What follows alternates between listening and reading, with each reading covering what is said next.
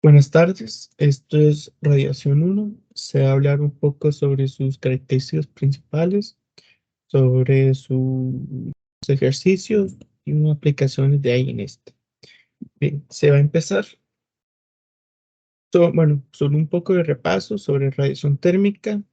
Es que se considera un objeto caliente que está suspendido en una cámara en la que se le ha hecho un vacío y cuyas paredes se encuentran a una temperatura ambiente. Esto llegará a un momento en el que el objeto caliente se enfríe y alcance el equilibrio térmico con sus alrededores. Es decir, perderá el calor hasta que su temperatura alcance la de las paredes. ¿Por qué? Porque todo busca un equilibrio térmico. Por ejemplo, como se muestra en la imagen, el Sol nos da calor por medio de radiación, ya que el Sol, siendo este objeto rojo, nos manda toda su energía hacia el planeta, lo que produce que se caliente y genere la vida. Bien, una historia. Bueno, el fundador teórico de radiación fue James Charles Maxwell, un físico en 1864, quien postuló que las cargas aceleradas o las corrientes eléctricas cambiantes dan un lugar a campos eléctricos y magnéticos. Estos campos que se mueven con una rapidez se llaman ondas electromecánicas o radiación electromecánica y representa la energía emitida por la materia como resultado de los cambios de las configuraciones eléctricas de los átomos o moléculas. Por ejemplo, el Sol. El Sol tiene sus cambios moleculares que hacen esta liberación de energía que nos dan calor. En 1887, Hertz demostró en forma experimental su existencia, o sea, validó lo que James había hecho teóricamente. Las ondas electromecánicas transportan energía del mismo modo que las ondas viajan a velocidad luz en el vacío, la cual es de 2.9779108 metros por segundo, o sea, una gran velocidad. Ok, un ejemplo funcional de esto. Resulta interesante que la transferencia de calor por radiación puede ocurrir entre dos cuerpos separados por un medio más frío que ambos. Por ejemplo, la radiación solar llega a la superficie de la Tierra después de pasar a través de capas de aire frías a grandes altitudes. Asimismo, la superficie que absorben radiación dentro de una invernadera alcanza temperaturas elevadas, incluso cuando sus cubiertas de plástico o vidrio permanecen más o menos frías. ¿Esto qué quiere decir? Que el tipo de calor que es la radiación no ocupa un cuerpo para transportarse como es la conducción, ya ha visto que se ocupa un sólido, o la convección que ocupa el movimiento dentro de un sólido. En esto se genera en el vacío, en el espacio.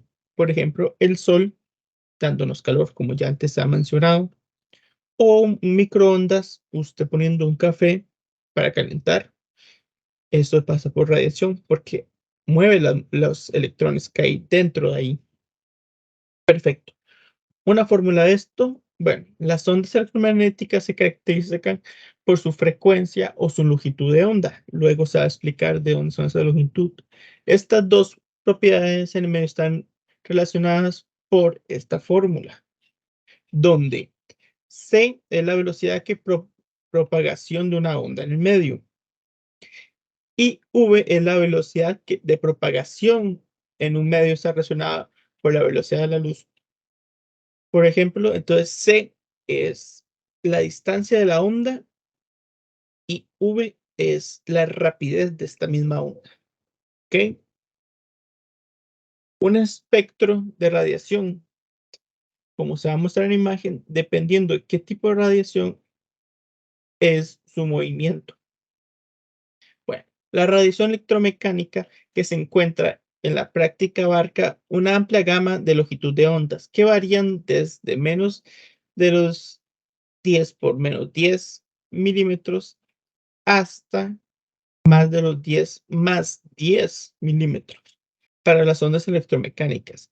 El espectro electromecánico también incluye los rayos gamma, los rayos X, la radiación ultravioleta, la luz invisible, la luz visible, la radiación infrarroja, la radiación térmica, las microondas y las ondas de radio, ¿verdad?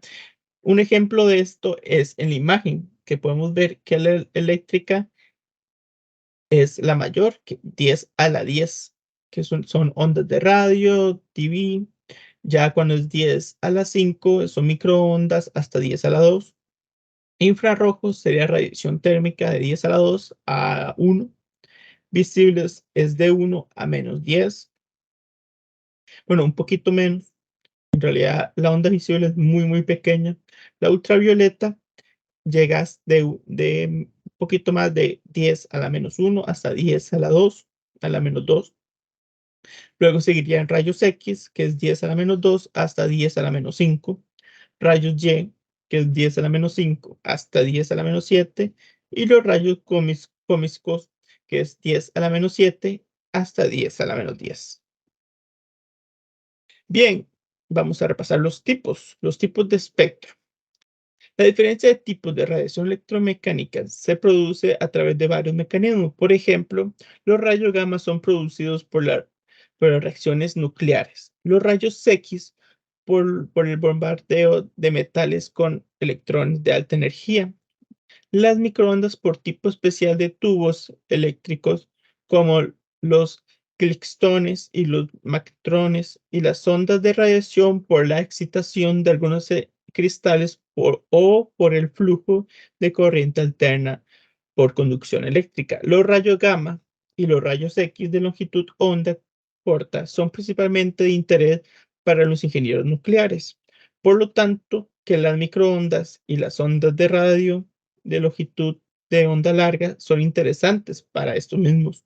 ¿Por qué? Porque nos dan esta habilidad de poder usarse. Como se puede ver en imagen, gamas y rayos X van de 10 a menos 9 a menos 13. Los de radio y microondas de 3 a menos 3. Es una gran diferencia entre estos mismos. Se puede ver cómo es el movimiento de la onda en esta figura, ¿verdad? Se ve cómo la onda es mayor aquí y es mucho menor aquí. Perfecto. La temperatura en la radiación térmica, algo muy importante para esto, ya que la temperatura es una medida de la intensidad de las actividades en el nivel de microscópico y la radiación de la emisión de la radiación térmica. Se incrementa al aumentar la temperatura. La radiación térmica es emitida en forma continua por toda la materia cuya temperatura está por arriba del cero absoluto. El tipo de radiación electromecánica que resulta pertinente para la transferencia de calor, o sea, las que nos importan, es la radiación emitida como resultante de transmisiones energéticas de las moléculas, los átomos y los electrones de una sustancia, como su contra que absorbe el calor emitido por un proceso parecido al antes mencionado. ¿Esto qué quiere decir? Que lo que nos interesa son las interacciones que hay entre diferentes objetos sólidos hacia los átomos, moléculas y los electrónicos que producen calor, lo cual nos podemos medir y podemos calcular de formas que ya se van a hablar a continuación. Bien, ahora cuerpos luminosos, ¿qué son? Bueno, un cuerpo que emite alguna radiación en el rango visible se percibe con el nombre de luminoso. Por ejemplo, un bombillo, un LED o diferentes formas de emisión. Es obvio que el Sol es una de nuestras principales fuentes luminosas. La radiación electrónica emitida por el Sol se conoce como radiación solar y gran parte de ella cae en la banda de longitud de onda es de 0,3 menos 3 milímetros. ¿Ok? Aproximadamente la mitad de la radiación solar, es decir, el rango visible, y la otra mitad que no podemos ver va a ser ultravioleta o infrarroja.